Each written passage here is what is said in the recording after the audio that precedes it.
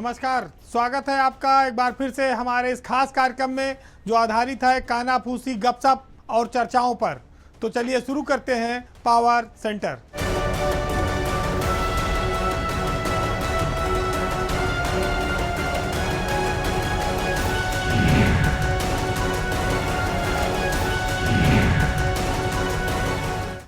सबसे पहले बात उत्तर प्रदेश में सबसे चर्चित अफसर अभिषेक प्रकाश के निलंबन की, उनके कारनामों की, रोज खुल रही कहानियों की और उनके ऊपर कस रहे कानूनी शिकंजे की।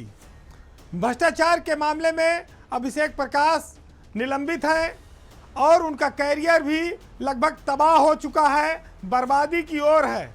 सरकार के निर्देश उनके खिलाफ अब विजिलेंस की जांच शुरू हो गई है, यानी कि दिन ब दिन उनके ऊपर कानूनी शिकंजा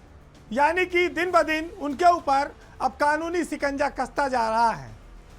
विजिलेंस जांच में अभिषेक प्रकाश की संपत्तियों और निवेश से जुड़ी जानकारियां जुटाई जानी शुरू हो गई हैं। विजिलेंस विभाग उनके आय व्यय का ब्यौरा भी जुटाएगा और बहुत जल्दी उनको नोटिस भेजकर पूछताछ के लिए भी बुलाएगा।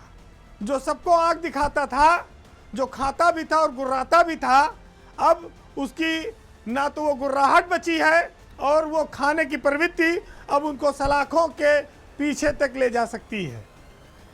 अभिषेक प्रकाश के मामले में एक और बात महत्वपूर्ण हो जाती है कि बलिया में पूर्व सांसद वीरेंद्र सिंह मस्त द्वारा उनके खिलाफ बहुत सारी शिकायतें की गई थी, जिसमें कई तथ्य दिए गए थे।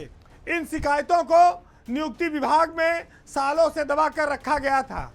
अब सांसद के उस पत्र का जो संपत्तियां हैं उसमें जिन सब की जांच धीरे धीरे खुलेगी, शुरू होने वाली है।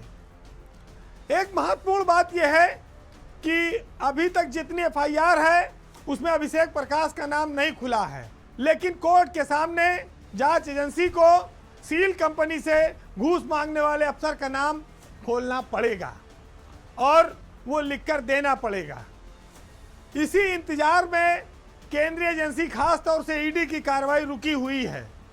जैसे ही ये तथ्य सामने आएंगे उनके खिलाफ ईडी की भी जांच शुरू हो जाएगी।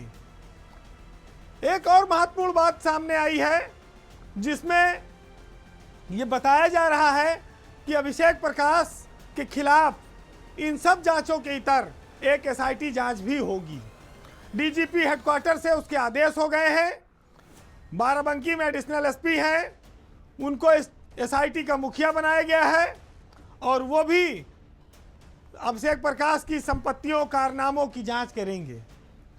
तो चारों तरफ से अब शिकंजा कस रहा है, चाहे सरोजनी नगर तहसील में जमीनों के मुआवजे का मामला हो, चाहे अंसल में 2 घरों के प्लाट जोड़कर मामला हो, चाहे जिन जिन जिलों में डीएम रहे हैं। लखीमपुर खीरी में तो ये चर्चा रही कि अभिषेक प्रकाश ने 50-50 एकड़ के वहाँ पर 3 फार्म हाउस लिए थे। बाद में ये चर्चा आई कि उसमें से 2 फार्म हाउस बेच दिए गए, तीसरा फार्म हाउस किसी को ट्रांसफ़र कर दिया गया। ये सब तमाम सारी जांचों में चीज़ें जब साक्ष्य मिलेंगे मौके पर तो सबके सामने खुलकर आएंगी। लेकिन डीएम और एलडीए बीसी रहते जो कारनामे उन्होंने लखनऊ में किए हैं, उनका तो छाप आज तक मौजूद है।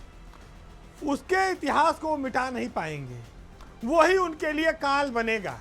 2006 बैच का यह आईएएस अफसर अपने गद्दी, अपनी ताकत, अपने पद के नशे में इतना चूर हो गया था कि उसने लोगों को रौंदना शुरू कर दिया था और धीरे धीरे यही वजह है कि उसके पाप का घड़ा भर गया। वो जहां भी रहा भ्रष्टाचार से वो दूर नहीं रह पाया।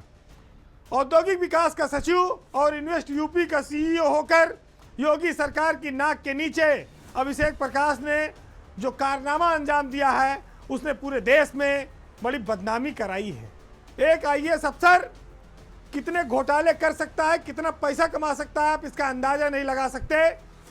उसका विलासितापूर्ण और लग्जरी जीवन शैली आज अभिषेक प्रकाश को कहां से कहां लेकर आ गई, ये बहुत बड़ा उदाहरण है।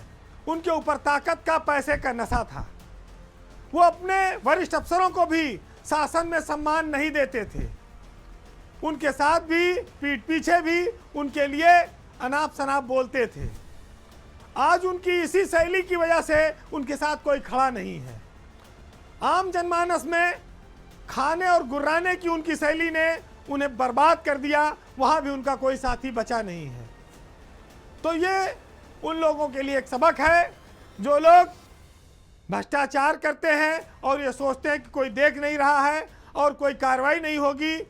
इस उत्तर प्रदेश जैसे विशाल राज्य में जितने अधिकारी हैं वो अभिषेक प्रकाश से सबक ले सकते हैं, और जो सबक नहीं लेंगे तो फिर वो CBCID भी झेलें, विजिलेंस भी झेलें, ED भी झेलें, इनकम टैक्स भी झेलें, SIT भी झेलेंगे, बच नहीं पाएंगे कहीं से।